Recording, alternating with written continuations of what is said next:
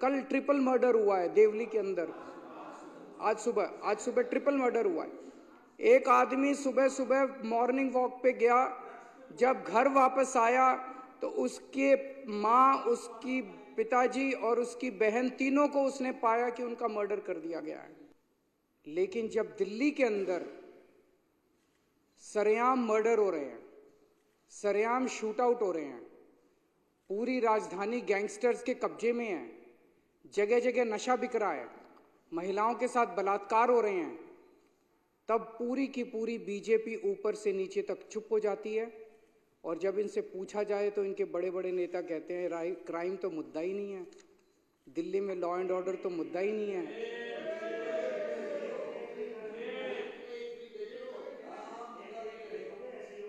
दिल्ली में खुलेआम लोगों के मर्डर हो रहे हैं और बीजेपी कहती है कि क्राइम मुद्दा ही नहीं है। दिल्ली में महिलाओं के बलात्कार हो रहे हैं, महिलाएं असुरक्षित हैं, बीजेपी कहती है कि लॉ एंड ऑर्डर मुद्दा ही नहीं है।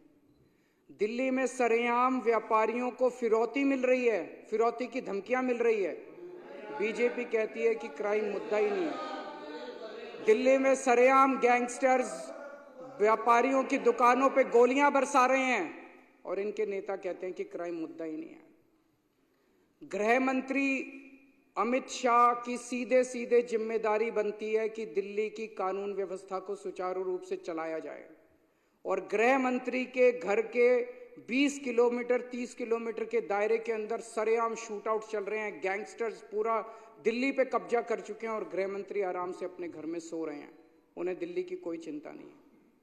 मैं पूछना चाहता हूं, क्या इस देश के अंदर एक वीआईपी की सुरक्षा और एक आम आदमी की सुरक्षा के अलग अलग पैमाने होने चाहिए?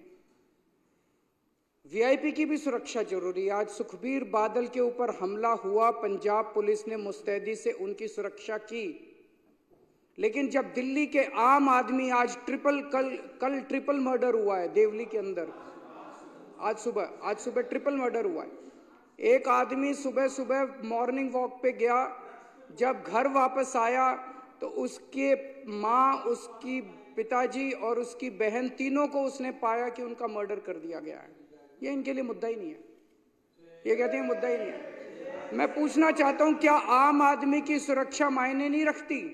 क्या आम आदमी के जान की कीमत एक वीआईपी की जान से ज्यादा कम कीमती है? आप उस लड़के से पूछो जिसके 3 लोगों की मौत हो गई, उसके लिए तो सबसे ज्यादा वीआईपी उसके माता पिता और उसकी बहन ही सबसे ज्यादा वीआईपी थे।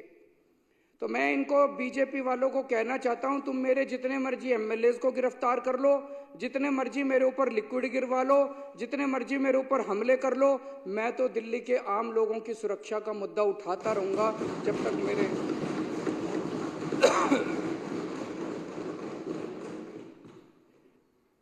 अब मैं 2 शब्द दिल्ली की ड्रग व्यवस्था के ऊपर, ड्रग्स का जो माहौल दिल्ली के अंदर हो रहा है जिस पे अभी चर्चा चल रही है।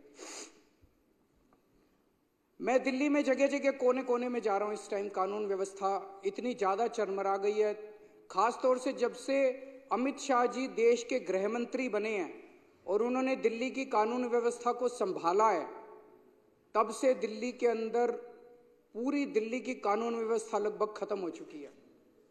मैं काफी समय चुप रहा क्योंकि मैं इस पे राजनीति नहीं करना चाहता था, लेकिन जब धीरे धीरे स्थिति कंट्रोल होने की बजाय बद से बदतर होती गई तो मेरे से चुप नहीं रहा गया, क्योंकि दिल्ली मेरे ही लोग हैं।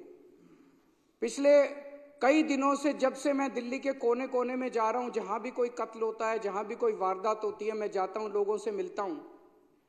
जहां जाता हूं लोग कहते हैं जी नशे की बात, कोने कोने में नशा बिक रहा है। मैं परसों माननीय मुख्यमंत्री जी कालका जी की, इनकी विधानसभा कालका जी है, कालका जी के क्षेत्र में गया, वहां पे पदयात्रा होनी थी।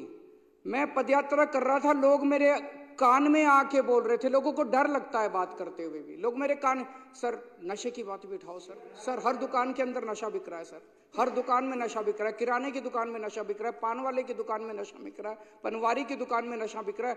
कोने कोने में दिल्ली को इन्होंने नशे का व्यापार बना दिया। पूरी दिल्ली के अंदर चाहे अमीर हो चाहे गरीब हो, किसी का भी बच्चा, किसी का भी फैमिली मेंबर नशे से परे नहीं है इस टाइम।